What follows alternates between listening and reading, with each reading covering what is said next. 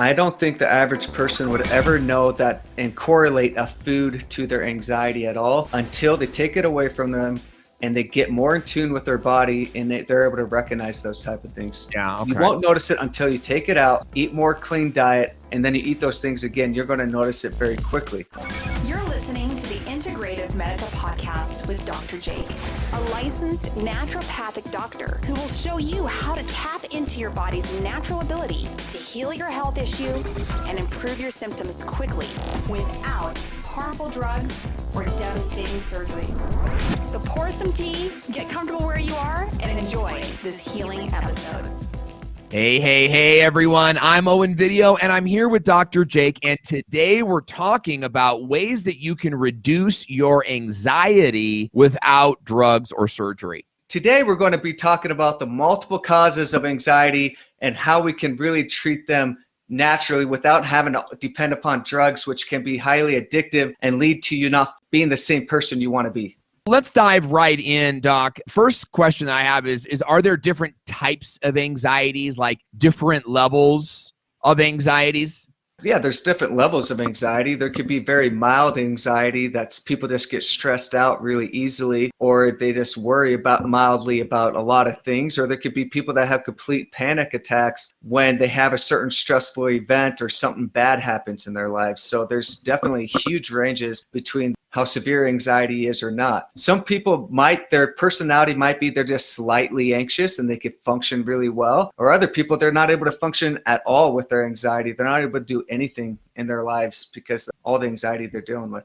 Is that a subjective thing or is that a clinical thing? Like you have anxiety level 4, but you only have anxiety level 1. Is that a thing? For us to make there's definitely huge categories in anxiety that we grade it. Many times a psychologist really dives into this to give a specific diagnosis. In my range, I really don't care if it's this form of anxiety or this other form of anxiety, because even if it's mild or severe anxiety, the causes are all very similar. All right, that's really interesting. So let's talk about that. First, I want to know, like clinically or biologically, what is happening in the body that we call an anxiety attack? Like what are the biochemical things that are happening inside the body? So what's happening is you're having this stressful event that comes on board, and then you're having this flood of adrenaline. Then you're having this flood of cortisol production, which is then going to stimulate everything throughout your body and especially your brain. And it's going to deplete your body of what's called GABA. And then GABA is what calms your brain down. And then you get to a point that your brain can't calm down at all. It's just it's getting hit, zap. And then you just freak out and you can't control it. Wow. It's like a tipping point. It's like it just floods over and your cortisol and epinephrine's just going crazy and you can't control yourself. You're shaking, you're breathing hard and sweating like crazy. Is that a self-propelling process or is that a time, like give it 30 minutes and it will go away? Or you could keep that going for hours. I mean, that sounds horrible. I mean, if you don't really take care of a panic attack, it definitely could last for several hours. Or sometimes this just doesn't go away and you really have to take certain medication for it to calm it down. Wow. Most of the time it is going to go away in 30 minutes to an hour and you're going to be okay. You're just going to feel horrible for a bit. We really want to get you to a place that never really does happen. Yeah, I mean, when it comes to reducing anxiety, like what's the place that we want to get to? Is it where you don't have anxiety anymore or where you know how to handle it when it comes up? Everyone is going to worry about stuff, right? People are, but the problem is that all you do is think about is what if. What if this happens? What if this happens? What if this? And then you never do anything in your life because of that. So that's what we want to take you out of. Yeah, you can worry about, okay, my kid is going to a dance. Maybe something bad is going to happen, but you're just like, it's probably okay. No worries at all. But then if you have anxiety problems, you're going to be worrying about that kid the whole entire time. And you're going to be having maybe an anxiety attack because there's dysregulations happening in your body. That's the reason why for that. It's not you. There's something wrong with your body. That's it. That's interesting because I believe you. But as a young person that struggled with anxiety, I was constantly told that it's all in my head. And I hear this all the time in the wellness community. It's all in your head. Is it in our heads sometimes or it's in our heads always, really? It's a brain thing. Yeah, that's a hard question. Can it sometimes be in your head? It's like you just need to chill out a little bit yeah, sometimes you do just need to do that, but many times you can't chill out because you have some type of dysregulation in your brain waves, you have an imbalance of your hormones, you have this inflammation in your brain, your gut's not working right, on and on and on, and that's why you can't chill out. Yeah. And doesn't matter what you do, you're not going to chill out. I do think there's definitely some things you need to do with like maybe talk therapy or figure out when these certain situations come up, how do you deal with it? How do you think about it? Because that's a huge piece. Yeah, I'd love to get into that. But you keep talking about these events. And you've mentioned before the show that there's like 7 triggers and maybe there's more. But talk to us a little bit about these events or the triggers. Like what triggers an anxiety attack? The big things that are causing anxiety is you could have an imbalance of your neurotransmitters, imbalance of serotonin, dopamine, norepinephrine, glutamate, etc. And what we can do is identify those specific triggers through laboratory testing to find out exactly what neurotransmitters are out of whack. Also, there can be an imbalance of your brain waves in certain areas of your brain. You're making too much beta waves or alpha waves in the right frontal lobe, for example, and that can lead to anxiety. And we can pick up that with the EEG, find out what's going on there. Yeah. Is that event-based or is that sort of like happening all the time? All the time. Wow. That's not specifically event. That's happening all the time in your brain, that you're not making the appropriate amount of beta waves, for example, in that area of the brain. And then you're just going to be anxious all the time or depressed or whatever because of that imbalance in that specific area of the brain. And that's why sometimes people can take all these herbs or nutrients or even medication and not get all the way better because it's not dealing with those imbalanced brain waves. I don't want to get maybe too sidetracked on this, but like, how do you fix that? Yeah, so what we do is we do an EEG of the brain. We do an eyes closed and an eyes open assessment. And then I send that information to some neuroscientists and they identify what areas of the brain are out of balance for you, or if it's normal, it's normal. But I've never seen that in someone that's anxious, but they find out what's abnormal. They send that back to me. I see what areas of the brain are out of balance. And then we do something called neurofeedback training in which we can bring those brain waves into a normal state. And then you don't have anxiety anymore when we do that. Fascinating. Okay, let's keep going through some triggers. You talked about brainwave imbalance. What are some of the other triggers? Hormone issues, imbalances in your hormones. Like in women, an imbalance of your estrogen progesterone ratio. You have too much estrogen compared to progesterone. Estrogen is excitatory, so that's going to excitatory means more anxiety. Progesterone is more calming, so you could think of it decreasing anxiety. So if you have that imbalance, you're going to be anxious all the time because of you have too much estrogen in your body and not enough progesterone. So we need to balance that out. We need to work on healing up the gut.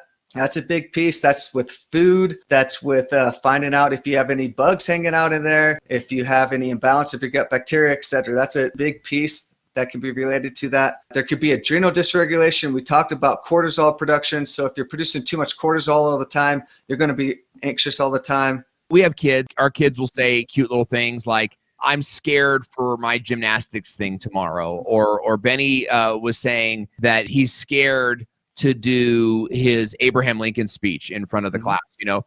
Yeah. But what we kind of told them was like, you're not scared, you're excited. And we do that to sort of reframe their thinking. But the emotion's the same, right? To them, to a child, the scared emotion is the same emotion as sort of scared emotion, right? Another example is Christmas Eve. When I was a kid, before Christmas Eve, I was anxious for Christmas morning. And it was this fun, like little nervousy, but it wasn't debilitating. And so I wanted to ask about the felt experience versus, is there good anxiety and bad anxiety? Is there a difference between being afraid and being excited? Or is it all just anxiety? When I say anxiety, it's generally a bad term. I would call it more excited. I guess you could call it excited anxiety. But both of them are going to stimulate cortisol production. And that's normal. You can have increased cortisol and then goes back to normal. That's totally good and healthy. That's the fight or flight response. But when it's constantly being stimulated all the time, that's when there's a problem. Is the perspective important? You know, like biochemically is kind of the question. The happy, anxious that we get before Christmas, is that the same as my kid's going to die if I let him walk to school? Is it biochemically, is it the same anxiety in the body? Different things are produced. Usually the fear response is going to produce a ton more cortisol than the happy response. There's not a ton of cortisol. There's some cortisol being produced, but not a ton. No, being happy is healthy. Yeah. I always want people to be happy because that's going to make people not be sick anymore. It's huge. Okay. That explains my childhood. I don't think my parents ever wanted me to be happy, but I digress. Okay. Oh, So man. we're talking about adrenal dysfunction or adrenal dysregulation. So what is that exactly? Stage 1 adrenal fatigue is normal. You produce cortisol, it goes back to normal. Stage 2 is when you're just producing cortisol all the time, morning, afternoon, evening. You're wired but tired. You're tired all day, but you can't even sleep at night and you're anxious. And then you could have stage 3 adrenal fatigue, which doesn't tend to be the anxious person. They kind of tend to get more in the tired all the time and depressed state. So those are the dysregulations there. Usually the anxious person is in stage 2. They're pumping out cortisol all the time. Yeah. And what about susceptibility to the triggers? Does that vary person to person? And can it be self-triggered or like placebo-induced? I guess meaning like anything can set this person off type of thing? Are you talking about just the mental aspect? Because there could be all kinds of imbalances going on in someone's brain and they're just going to be triggered all the time. But some people, they just always go to the worst case scenario all the time instead of being like, what I like to tell my patients is, I want you to be the whatever guy or girl. That's what I want you to be. I want you, that thing happens and you say, whatever. That doesn't mean you're not doing anything about it. If that happens, it's okay. I'm going to deal with it if it does happen. Yeah. If you get into the place that you're not there, you're going to be freaked out all the time. So I like to try to help people get there. I really like that because when I first came into your clinic, I was working with Dr. Hirsch. We had a saying, and it was like, it's better than cancer. And so we'd kind of have that whatever attitude where it was like, oh, well, my vein's not giving any blood, or I'm really hurting today. And then he'd look at me and he goes, well, at least it's not cancer, that kind of thing. And the attitude was like, hey, it could be a lot worse, pal, was sort of our thing. And so, as a naturopathic medical doctor, I want to talk about the goal of reducing anxiety flare-ups or episodes and how to eliminate anxiety from the very beginning. But before we do that, we have to remind you that this is a podcast and it doesn't replace sound medical advice. That's right, Owen. If you or someone you know is dealing with anxiety, give us a call and visit integrativemedica.com, where we're going to be able to find out what could potentially be the cause of your anxiety. So let's talk a little bit about, how we get there. How do we get to this place of reduced anxiety? And, maybe you've got a story you could share with us of someone who went from being an anxious person to being a not so anxious person.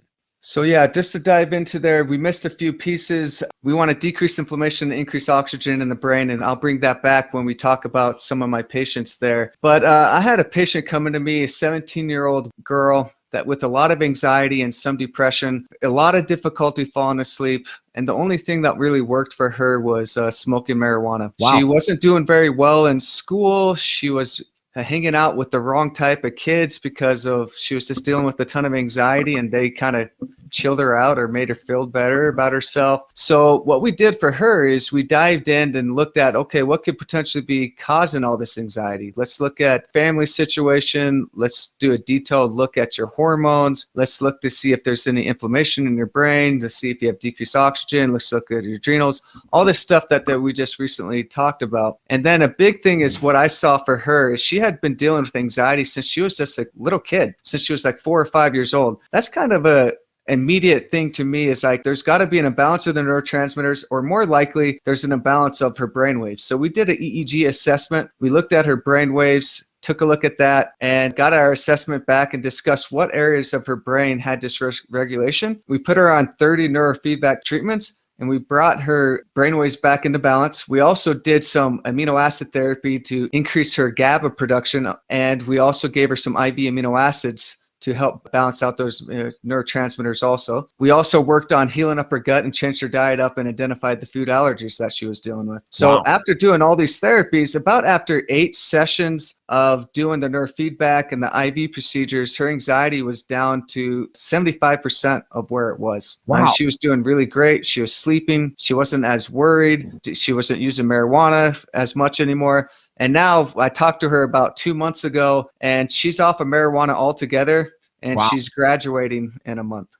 Now, are you an anti-marijuana guy? Be honest. It depends on how it's used. I'm not a huge fan of it being used recreationally. Now, if it's used medicinally to help people go to sleep, or if they have tons of anxiety and if that's the only thing that really helps for them, I think that's a piece to what can help. So it depends on how it's used. If you're just doing it just to get high, it's going to lead to a lot of problems, and it's going to likely lead to anxiety problems because all you do is depend on marijuana all the time. Yeah, it's like a use versus abuse sort of scenario. Is that different than CBD? Yeah, marijuana is a completely different animal than CBD. CBD is like a little cannabinoid in marijuana, and marijuana has 100 different cannabinoids in there. THC is one of the cannabinoids. Those are the two popular ones, THC and CBD. THC will make you, give you the hallucinogenic type of the mental stuff, and CBD doesn't do that. It calms you, but it's not as drastic. Is that, I'll tell you, when I talk about anxiety online, and we do on my Twitter, I talk a lot about mental health and self-care and these things. CBD comes up all the time. And I personally like CBD. My little boy is anxious. He has a lot of nerve tics, and we have a child's version of CBD. What role does that play? I know we didn't have it on our notes today, but I'm just, because we're going off on that topic, like, what are your thoughts on CBD as an anxiety relief or an anxiety therapy? I like it. I like CBD a lot more than marijuana to start because it's non-addictive. And it's not going to change your brain chemistry as much. And it can be highly effective for a lot of patients. So I'm a fan.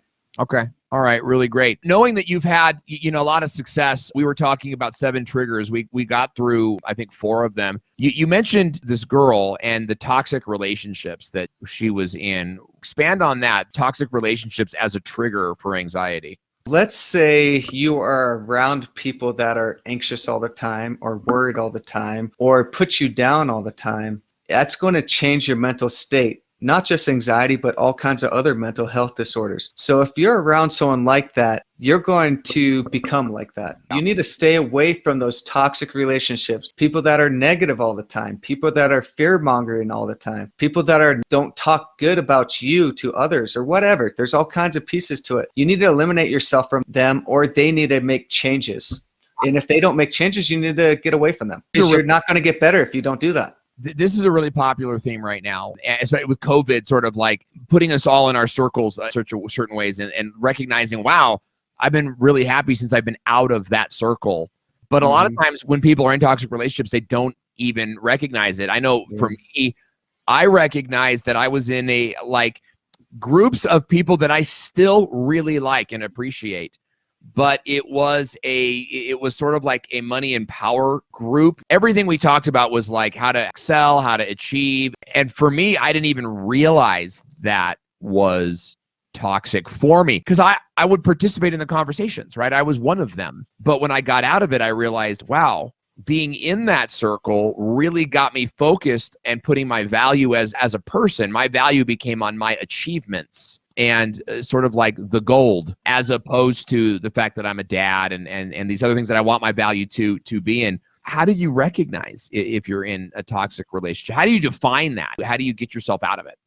Sometimes it's easier than others. Like in your situation, it wasn't absolutely a negative thing that was happening. It was being successful, but it was taking away balance. Yeah. Everything that mattered was just success. And life is not just about becoming successful. It's about all kinds of different things: happiness, joy, recreation, family. It's not about just making the most money or being the most successful in your business or in your work. And if you just focus on that, that's going to lead to mental health issues too. Yeah, I think it's about balance for you to be able to recognize that. It can expand into a lot of different things, like good things, right? Like they're good things gone about in sort of unhealthy way. One that I hear often is church, and I'm deeply active in my church community, but sometimes like making sure the casserole is made for the church party, or like, going to the church event and looking your nice and your best. You stress out about these things. Oh, well, all ladies at church are going to have their new blah, blah, blahs, and I got to have a new blah, blah, blah.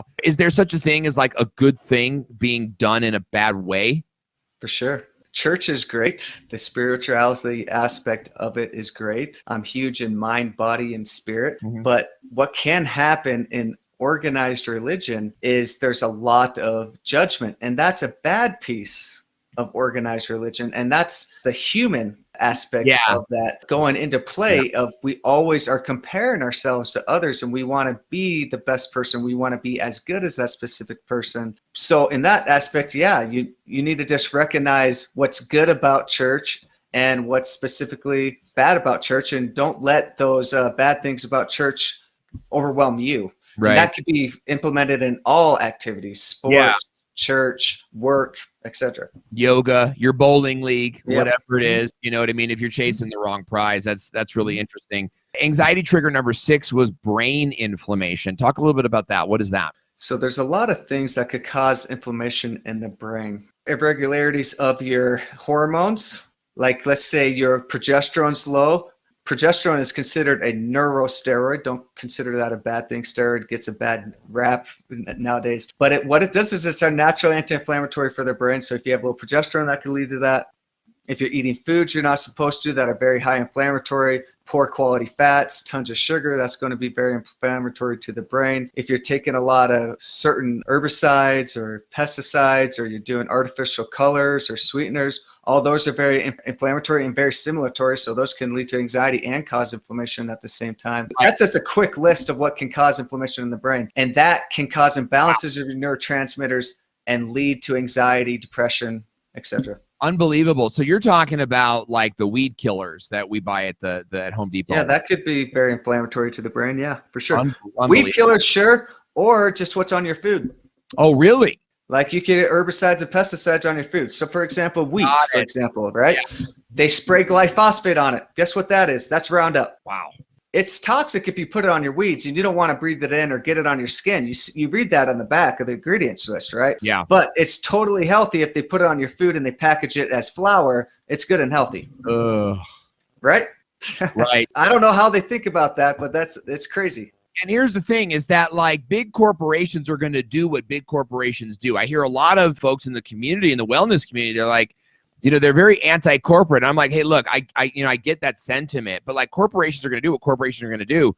Why are you still buying the product? Like, why are you still like, why aren't you caring about this? You know, I took my kids to Home Depot and we were doing something else while we were there, but I saw all the Roundup that was there, and I grabbed my kids and I pointed to them. I said, I don't ever want you touching that. It's never to be in our home. If you ever see it in our home, you come and you tell me. You don't touch us without rubber gloves. And, you know, it's like I was very, very clear, you know, about, they asked me why, and I told them why, and all these different things. And knowing that I have cancer now and I'm beating it every single day, and their risk of cancer is incredibly high because of me. And I tell them those things in a non-scary but parental way. And it was interesting watching us all like go into how nasty that stuff is. And then, you know, there's this kind of moment of silence and some dude walks in from around the corner, grabs a bucket of it and leaves. You know, my kids look at me, they're like, Dad, is he going to die?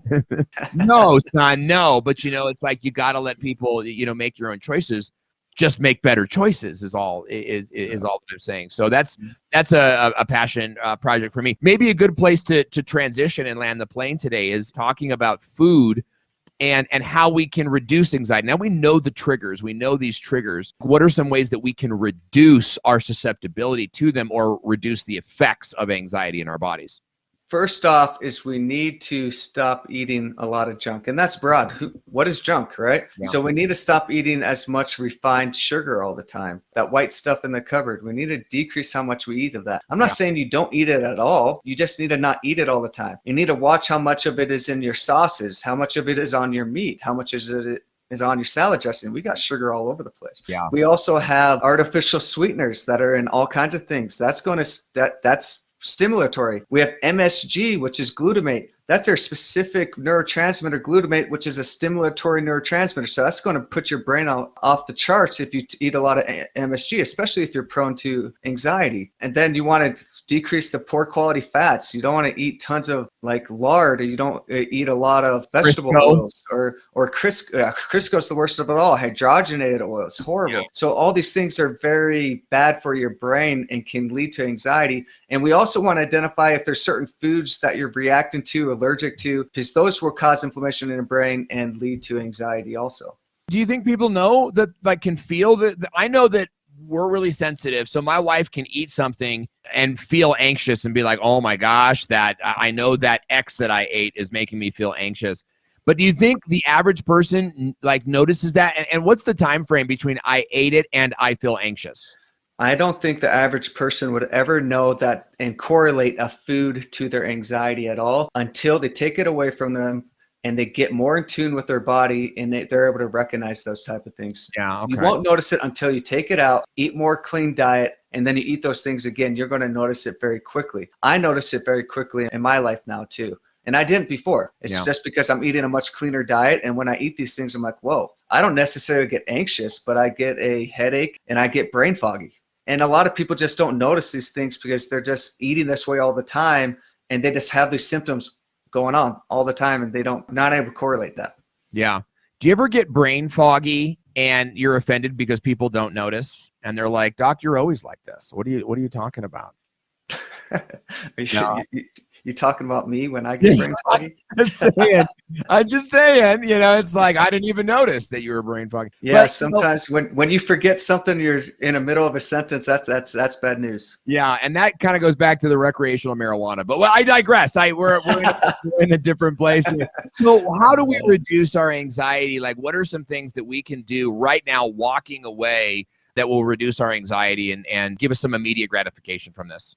Start cleaning up your diet. Stop eating the fake stuff. Here's some easy one is you could take more magnesium. That's really easy. That calms the brain down. Very easy, cheap thing to do. Probably get a magnesium that's very absorbable. I like that one, like a magnesium taurate or glycinate. Really great form. I like taurate the most. So that's something easy to do. And then just work on meditation and thinking good about yourself. So those are some basic things, but then we really need to probably dive in a little bit more into it, and we can find out what the cause by visiting an integrative doctor like me or someone else.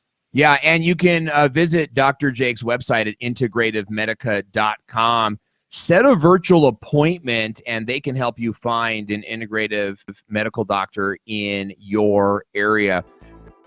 Hey, Dr. Jake, thank you for your time today. And if you enjoyed the show, then do us a favor and leave a review. It helps more people to find the show, which could save their life. And remember, this is a podcast and should not replace personalized attention from a medical professional like Dr. Jake.